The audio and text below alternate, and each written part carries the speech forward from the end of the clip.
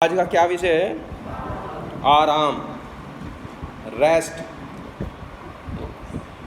Rest किसे बोलते हैं? आराम किसे बोलते हैं?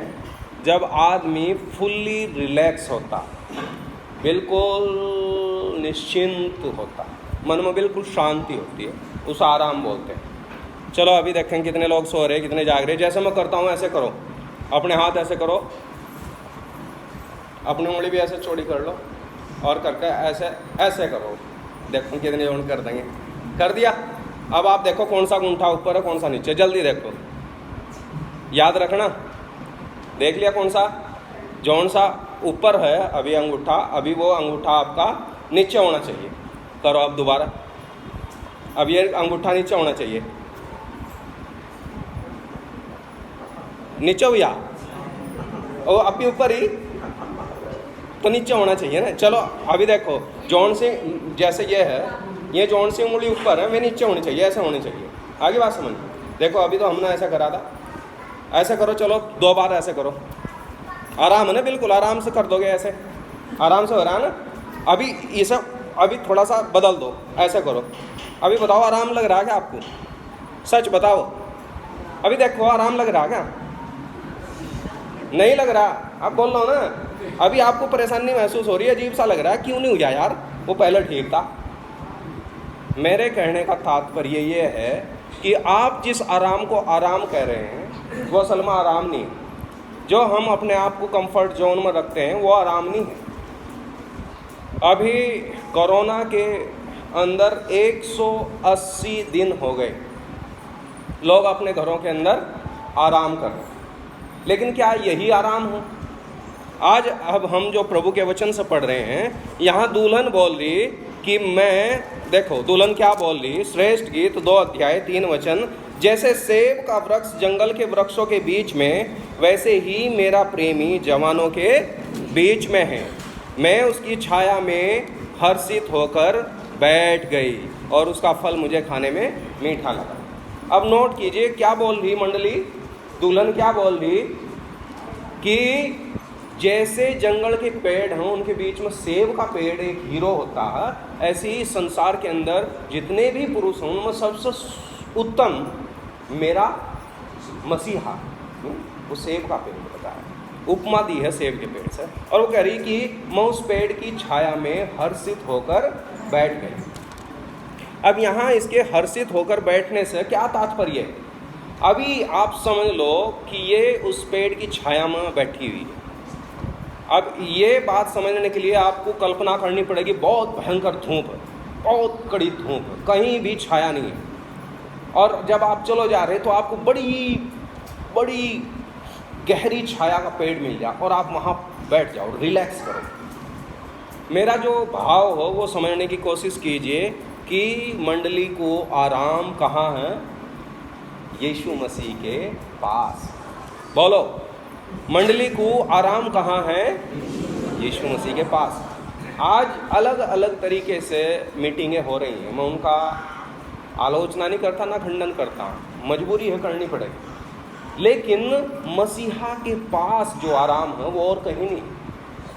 अब आज जो मेरा विषय है, हमारा जो रेस्ट है, हमारा जो आराम है, वो हमारे कंफर्ट जोन में नहीं है। ऐसे ही चलाओ, लेट जाओ, है जी, आप बेहतरीन वाले सोफे पर बैठ जाओ। मैंने आपको जो ये एक्सरसाइज बताई, सब लोग जैसा जैसा आराम लगता है ऐसा करते हैं। कुछ लोग आलती पालती लगा कर बैठते हैं, कुछ लोग सोफे पर बैठते हैं, कई एक जगहों में तो बिल्कुल एसी चली हुई और सोफे पर जाकर बैठ जाएँ और सो जाएँ, 2 घंटे के बाद में 10 रुपये डालना चल जाओ। तो वो ऐसा सोचते हैं कि यही आराम है। असल में आराम का मतलब जो आपको आराम महसूस हो रहा वो नहीं है। आराम वो है जो मसीहा के पास है। और आज का जो हमारा विषय है वो यही है कि पूरी सृष्टि को सिर्फ आराम कहाँ पर है? यीशु के पास। अब आप नोट करिए, प्रभु यीशु मसीह ने कहा मत्ती 11 अध्याय 28 वचन में, सब बताओ क्या कहा? हे सब थके हुए लोगों और बहुत से दबे हुए लोगों, मेरे पास आओ, मैं तुम्हें विश्राम दूंगा। यीशु मसीह के इस वचन के ऊपर ध्यान करो। यीशु मसीह ने क्या कहा? हे सब थके मांदे और बहुत से दबे लोगों, मेरे पास आओ, मैं तुम्हें विश्राम दूंगा। बताइए विश्राम कहाँ?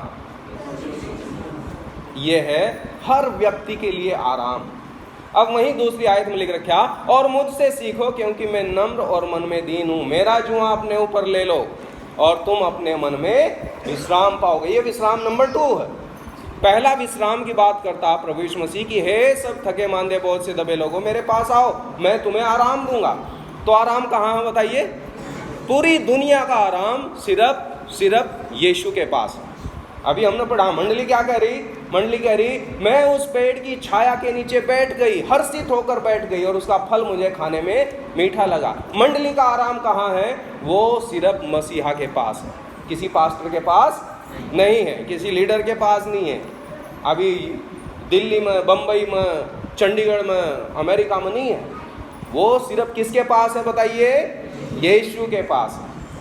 अब ध्यान रखना, पूरी दुनिया का आराम यीशु के पास, पापी को आराम यीशु के पास, मंडली को आराम यीशु के पास। अब जो प्रभु के दास उन्होंने बोला कि मेरा जुआ अपने ऊपर उठा लो। 29 वचन में, मत्ती 11:29 में लिख रखा, और मेरा जुआ अपने ऊपर उठा लो, मुझसे सीखो, मैं नम्र और मन में दीन हूं और तुम अपने मन में विश्राम पाओगे। अब ये विश्राम किसके लिए है? उनके लिए जो प्रभु के जुए को अपने ऊपर उठाते हैं, सबके लिए नहीं है। अब नोट करो, ये उनके लिए बात कर रहा प्रभु इस वक्त, जो प्रभु के जुए को उठाते हैं। जुआ समझ रहे हैं ना? हम तो गांव के लोग जाना है ना। जुए में एक जना जोड़े जाए या 2 जने जोड़े जाए? हाँ, इसका मतलब सब लोग जागे हुए। बताओ, एक जुए में कतई जने जोड़े जा? क्या क्या जोड़े जा बताओ? दोनों बैल जोड़े जा, है नहीं? ध्यान रखना, दोनों बैल जोड़े जा। एक तरफ यीशु मसीह है और एक तरफ आप हो, अर्थात जो प्रभु का काम करना आप अकेले नहीं कर रहे, प्रभु आपके साथ में। लेकिन बाइबल बता रही कि तुम अपने मन में विश्राम पाओगे। चलो अब दोबारा आ जाओ। पूरी दुनिया को आराम कहाँ है? यीशु के पास। फिर अब मंडली को, दुल्हन को आराम कहाँ है? यीशु के पास। अब सेवकों को आराम कहाँ है? यीशु के पास। भाई सेवकों को आराम कहाँ? वो भी तो यीशु के पास है। जब हम प्रभु का काम करें तो हमारे मन में शांति हो, ओ भाई आज हमने काम कर दिया, आज हमने ये काम करा, मन में बड़ी सुकून हो। नहीं, देखो अब परमेश्वर पिता का आराम देखिए कहाँ? पढ़िए उत्पत्ति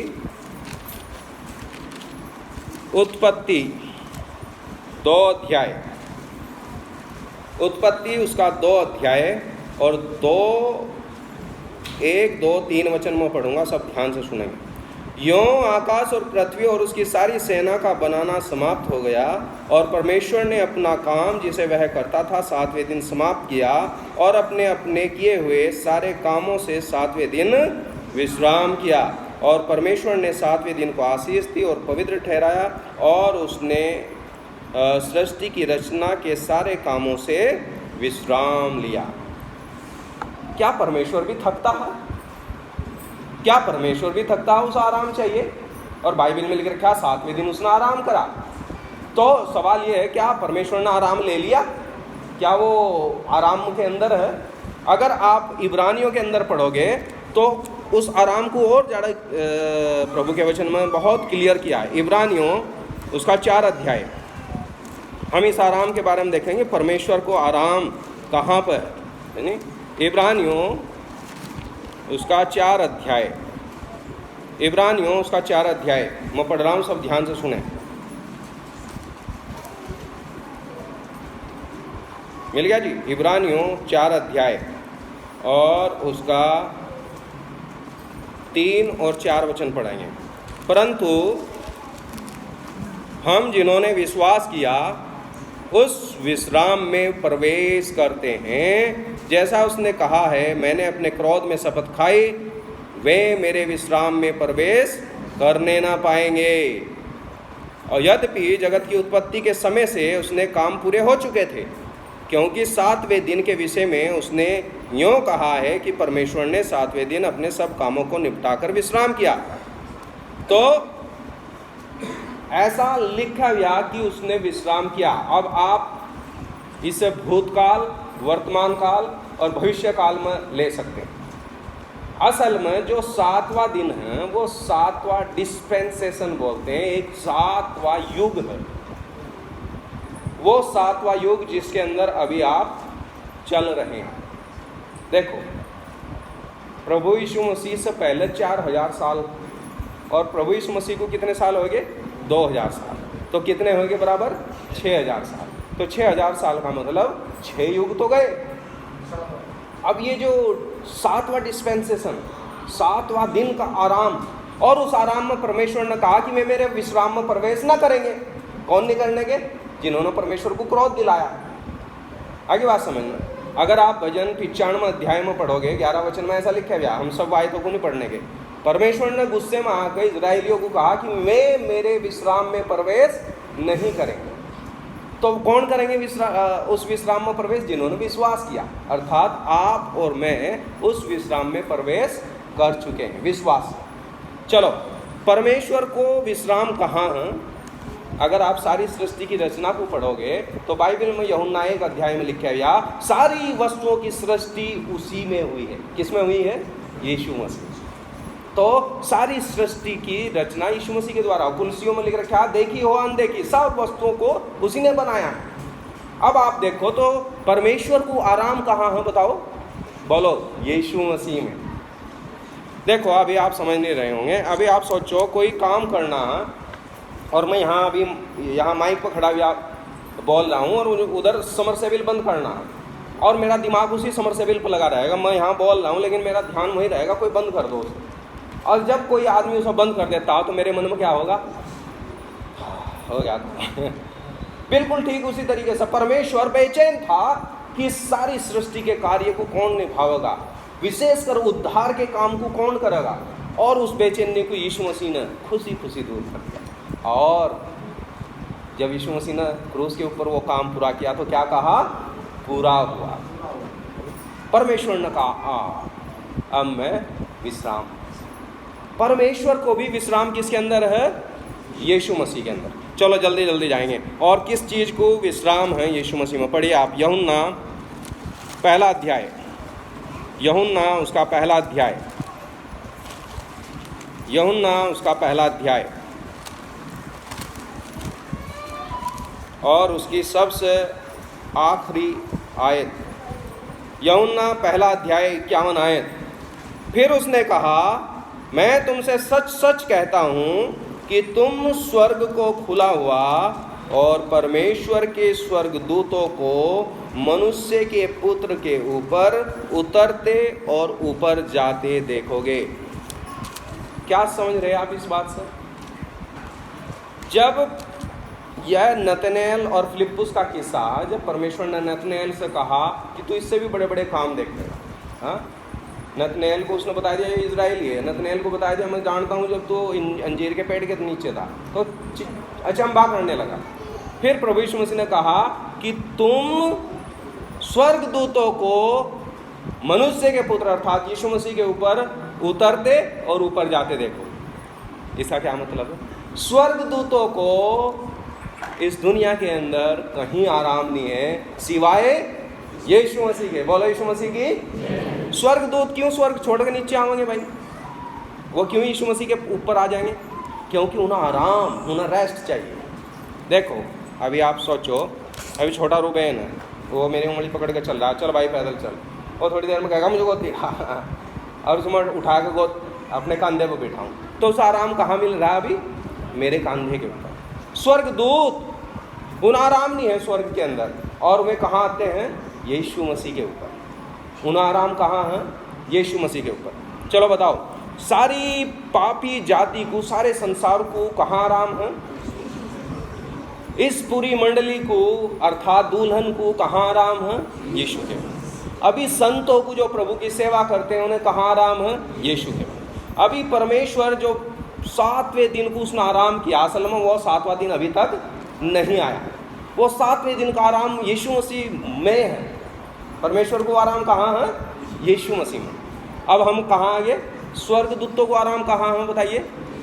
स्वर्गदूतों को आराम, फरिश्तों को आराम यीशु मसीह में। चलो अब और पढ़ेंगे हम। एक बपतिस्मे वाली कहानी आपको याद होगी, मत्ती 3 अध्याय। प्रभु यीशु मसीह बपतिस्मा लेकर पानी से ऊपर आते हैं, क्या होता है फिर? आकाश खुल जाता है। और क्या होता है फिर? 3 अध्याय और आप 16 वचन पढ़ो। हम पढ़ेंगे मत्ती 3 अध्याय 16 वचन। और यीशु बपतिस्मा लेकर तुरंत पानी से ऊपर आया और देखो उसके लिए आकाश खुल गया और उसने परमेश्वर के आत्मा को कबूतर के समान उतरते और अपने ऊपर आते देखा। पवित्र आत्मा जी को आराम कहाँ है बताइए? बोलो यीशु मसीह की। पवित्र आत्मा जी को भी रेस्ट करने के लिए जगह नहीं थी। देखो उत्पत्ति में पढ़ लो।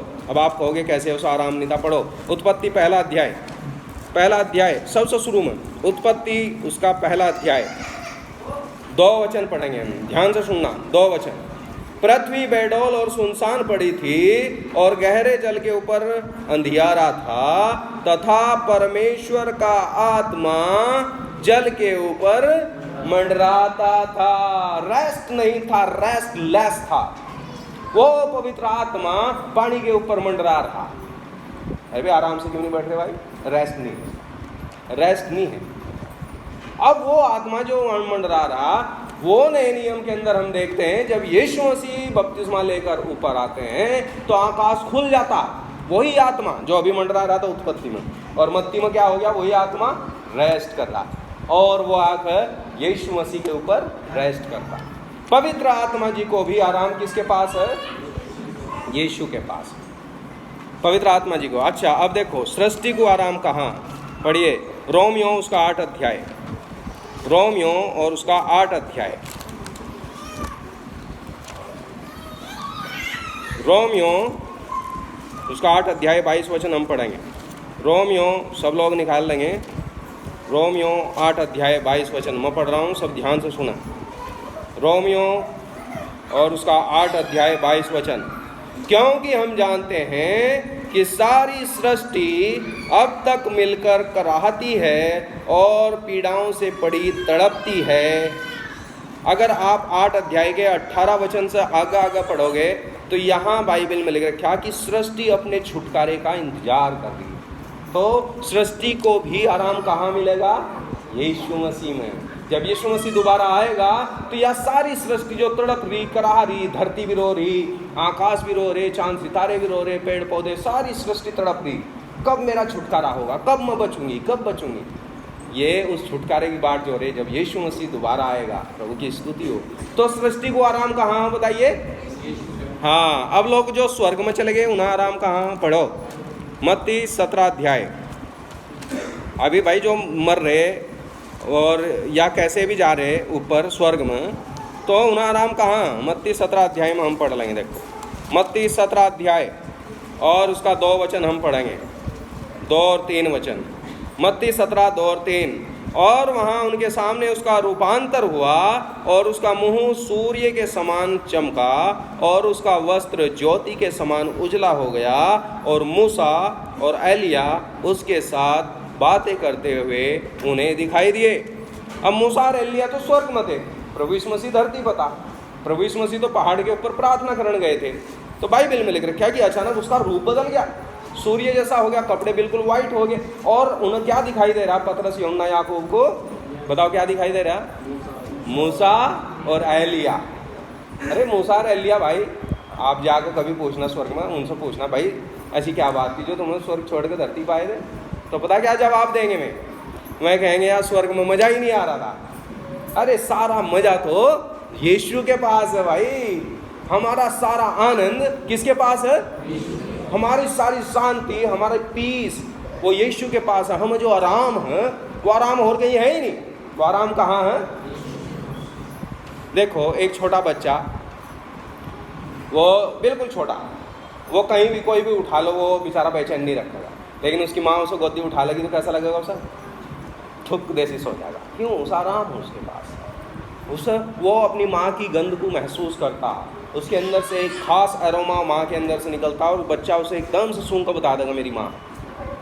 उसकी आँख अभी काम नहीं कर रही ढंग से, उसके कान ढंग से काम नहीं कर रहे, लेकिन उसकी गंध वो इतनी ज़बरदस्त है, वो एकदम पकड़ लगा मेरी माँ, और वो उसकी गोद में आराम महसूस करता। मेरे भाई बहनों, इस संसार के अंदर कहीं भी आराम नहीं है। लेकिन अगर हमें आराम चाहिए, अब सवाल ये है, इस दुनिया के अंदर ऐसी कौन सी चीज़ है जिसका आराम यीशु के पास नहीं है? अगर आराम यीशु के पास है तो सवाल ये है कि आप किसके पास जा रहे हैं? मूसा और एलिया तो स्वर्ग छोड़ के धरती पर आ गए, स्वर्गदूत तो स्वर्ग छोड़ के प्रभु यीशु मसीह के ऊपर आ गए। बाइबल तो बताती है वो पवित्र आत्मा जो सारी सृष्टि के ऊपर घूमता फिर रहा था, वो तो यीशु के ऊपर आ गया। वो परमेश्वर जो सब कुछ कर सकता, सर्वज्ञानी, सर्वव्यापी, सर्व सामर्थी, अनलिमिटेड गॉड है, वो यीशु के अंदर विश्राम हो। सारी सृष्टि रो रही, तड़प रही, उस आराम यीशु के पास है। आप कहाँ आराम ढूंढ रहे हैं? सवाल ये है। बहुत सारे लोग सोचते हैं कि शायद पैसे के अंदर आराम है, लेकिन रॉन्ग, गलत। हम बहुत सारे लोगों को जानते हैं। अभी आपने देखा होगा इस कोरोना महामारी में बहुत पैसे वाले आदमी भी उन्हें मालूम है कि आराम नहीं है। मैं आपको बता देना चाहता हूँ एक खुशखबरी कि आराम यीशु के पास है। बोलो यीशु मसीह की। हम सेवक लोग, हम सभी प्रभु के दास और दासी हैं। हमें आराम कहाँ है? यीशु के पास। जब जुआ ऐसे रखे जाए ना, तो एक इधर बढ़त है, एक इधर बढ़त है, तो दोनों बढ़त साथ साथ चले। एक माठा होगा, एक बढ़िया सा होगा, तो भी साथ साथ चलेंगे। ऐसा नहीं कि वो तेज वाला छोड़ कर भाग लगा, चल भाई मैं तो जा रहा, तू तो बहुत माठा। नहीं, हमारा आराम सिर्फ यीशु के अंदर। अब मैं आपको बताना चाहता हूँ, उसकी उपस्थिति में आनंद। उसकी उपस्थिति में क्या है? आनंद। आप किसकी उपस्थिति में रहना पसंद करोगे? आप किसके पास जाना पसंद करोगे? अभी मैंने आपको बताया ये उंगली की एक्सरसाइज, आपको जैसा आराम लग रहा है वो आराम नहीं है। उसका उल्टा करके देखो, यीशु के पास जाकर देखो, आपको सचमुच का आराम मिलेगा, सच्ची शांति मिलेगी, सच्चा आनंद मिलेगा। इस दुनिया के अंदर ना तो आराम है, ना शांति है, ना चैन है। अब सवाल ये है कि आराम किसे कहते हैं? बताइए, आराम क्या है? आराम है जो जिस आराम की मैं बात कर रहा हूँ वो आराम है मन की सुकून, शांति। जब आप ऐसे करके बैठ गए, ये आराम, ठीक है। तो ये आराम है कहाँ? दूसरा सवाल है, जवाब आपके पास है। ये आराम मात्र यीशु के पास है।